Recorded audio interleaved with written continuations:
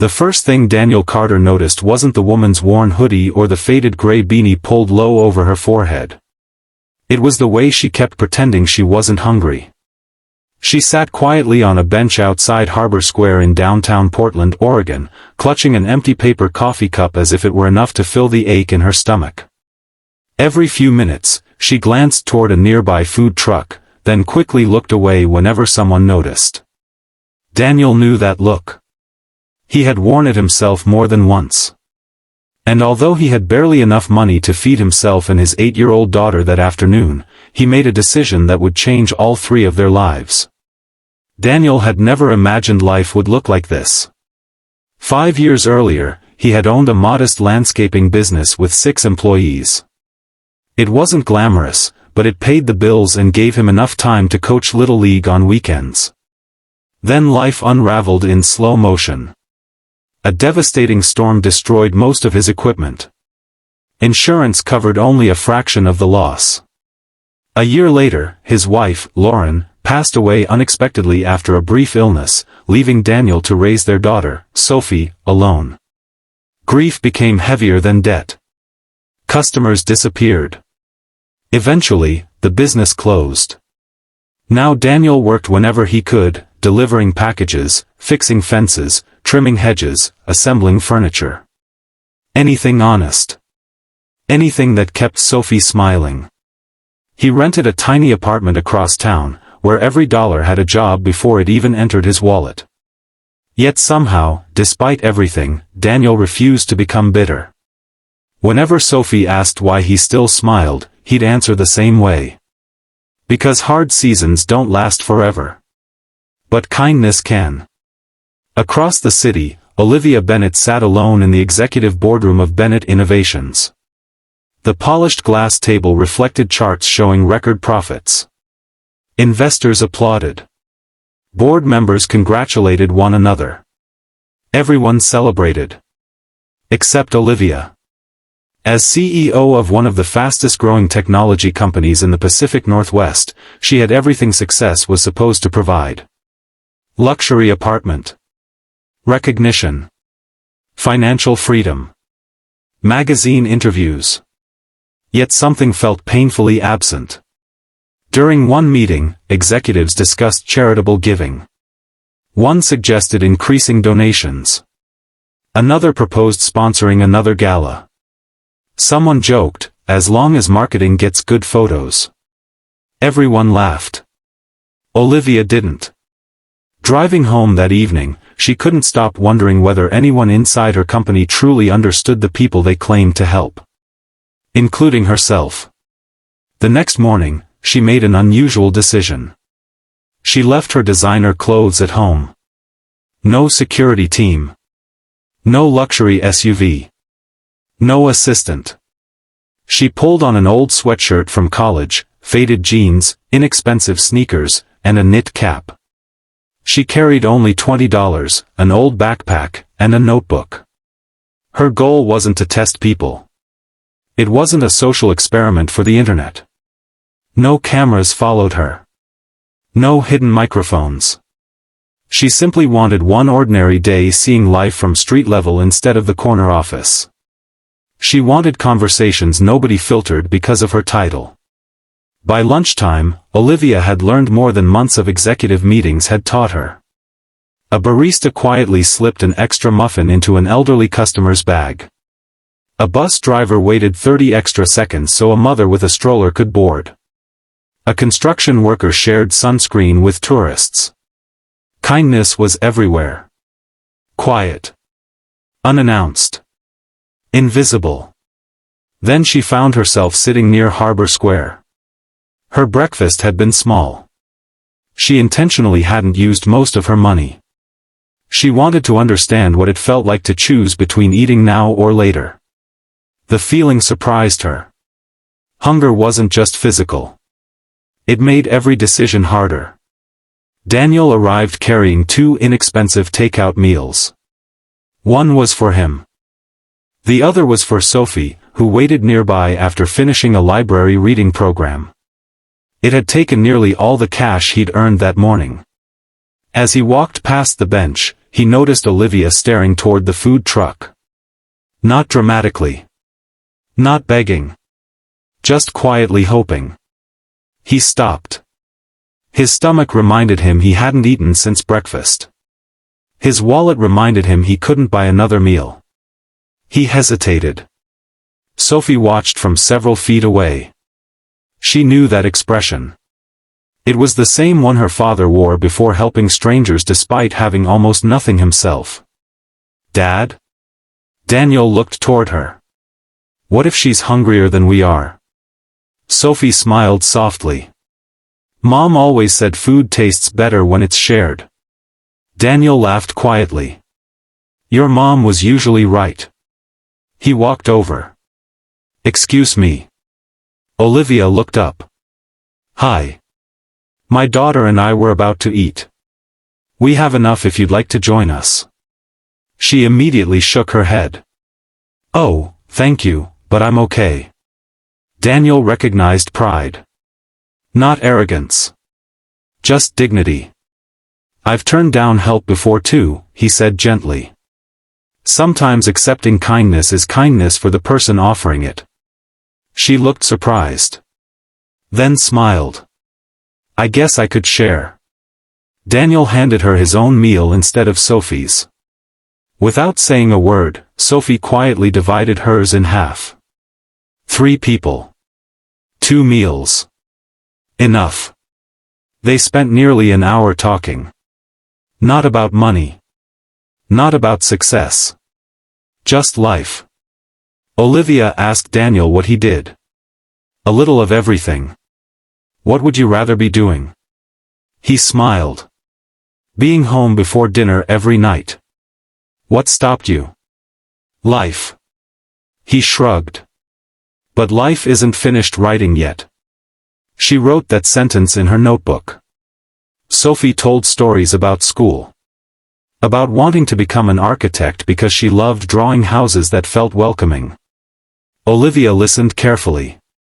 You know, Olivia said, people remember how places make them feel. Sophie nodded enthusiastically. Exactly. Houses should feel like hugs. Daniel smiled proudly. She gets her imagination from her mom. As the afternoon stretched on, rain began falling. Daniel removed his only waterproof jacket. Here. Olivia looked confused. You'll get soaked. I'll survive. I can't take your coat. My daughter gets embarrassed if I ignore good manners. Dad. I'm kidding. Sophie rolled her eyes. A little. Olivia accepted the jacket. For reasons she couldn't explain, she suddenly felt emotional. Not because someone had given her clothing. Because someone with so little never once made her feel like a burden. When the rain stopped, Olivia thanked them. I probably won't forget today. Daniel smiled. I hope it's because lunch wasn't terrible. She laughed. It was actually the best meal I've had in a long time. She meant it. The next morning, Daniel received an unexpected phone call. Mr. Carter? Speaking. My name is Olivia Bennett. He searched his memory. Then paused. The woman from Harbor Square? Yes. You left before I could return your jacket. You don't have to. I'd still like to. There was a brief silence. And I'd like to ask if you'd meet me. Daniel arrived at the address she provided. His eyes widened. The building towered above downtown. Employees streamed through glass doors displaying the words. Bennett Innovations. A receptionist greeted him warmly. Ms. Bennett is expecting you. Daniel suddenly realized. No. It couldn't be. The elevator opened onto the executive floor. Olivia walked forward wearing a navy business suit. The same warm smile. The same kind eyes. Just without the disguise. Daniel blinked several times. You. She nodded. I'm the CEO. For several seconds, neither spoke. Finally Daniel laughed. I definitely wasn't expecting that. I know. They sat in her office overlooking the city. I owe you an explanation, Olivia said. She described her decision to spend a day anonymously experiencing everyday life. I wasn't trying to trick people. I understand. You never asked who I was. Daniel shrugged. You seemed like someone who could use lunch. Even though you couldn't afford to give it away. He smiled. My daughter was watching. Olivia frowned slightly. You mean because you wanted to set a good example? No. He looked toward the window. Because she was already setting one for me. That answer stayed with Olivia. Most people spoke about teaching children. Daniel spoke about learning from his. I didn't invite you here for publicity. I'm relieved. There are no cameras. Good. No newspaper interviews. Even better. I have something else in mind. She slid a folder across the desk. Inside was a proposal. Community Outreach Coordinator. Flexible schedule. Full benefits. Excellent salary. Paid volunteer hours. The position didn't exist yesterday. She had created it.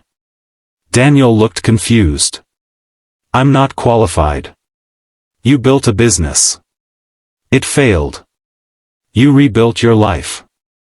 He remained silent. You naturally connect with people. That's different. It's exactly what my company needs. Daniel thought for a long time. I have one condition. Olivia smiled. I wondered if you'd have one.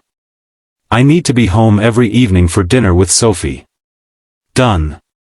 And once a month, employees should volunteer alongside local neighborhoods instead of simply writing checks. Olivia's eyes brightened. I was hoping you'd say something like that. Over the next year, Bennett Innovations changed in ways no quarterly report could measure. Employees mentored students. Engineers repaired community centers. Designers helped nonprofits improve accessibility. Volunteer days became the most anticipated events of the year. Not because they looked good online. Because people genuinely enjoyed showing up. Daniel never gave motivational speeches. He simply listened. He remembered names. He asked questions. He noticed who felt invisible. Slowly, that attitude spread throughout the company. Sophie eventually visited the office after school. She carried a folder filled with sketches. Olivia admired each drawing. One featured a community center surrounded by trees. Another showed neighbors sharing meals. The last drawing showed 3 people sitting on a bench beneath gentle rain. Above them Sophie had written, "Nobody has enough to help everyone. But everyone has enough to help someone." Olivia quietly framed it. Years later, it still hung beside her desk. Not as decoration. As a reminder. One afternoon, a young intern asked Olivia the question she heard most often. What inspired the company's culture? Most executives might have talked about innovation, leadership, or strategy. Instead, Olivia smiled. It started with a lunch. The intern looked puzzled. Just lunch? The meal wasn't important. What was? A father who had every reason to think only about himself, but didn't. Daniel never considered himself extraordinary. He still packed homemade lunches. Still fixed neighbors' fences on weekends. Still believed saying hello mattered. His life wasn't transformed because he met a CEO. It was transformed because he never let hardship decide the kind of man he would become. And Olivia's life wasn't changed because she discovered someone generous. It changed because generosity reminded her that leadership begins long before anyone enters a boardroom. The greatest acts of kindness rarely happen when life is easy. They happen when someone chooses compassion despite inconvenience. When they give time instead of excuses. Attention instead of assumptions. Hope instead of judgment. You never know who is carrying invisible burdens. You never know which conversation will stay with someone for years. And you never know whether the smallest gift, a meal, a warm jacket, a patient ear, or simply treating someone with dignity, might become the moment that changes two lives instead of one. Because kindness has a remarkable way of multiplying. Not through headlines. Not through applause. But through ordinary people who quietly decide that someone else's humanity matters just as much as their own. And sometimes, that's the richest gift anyone can give.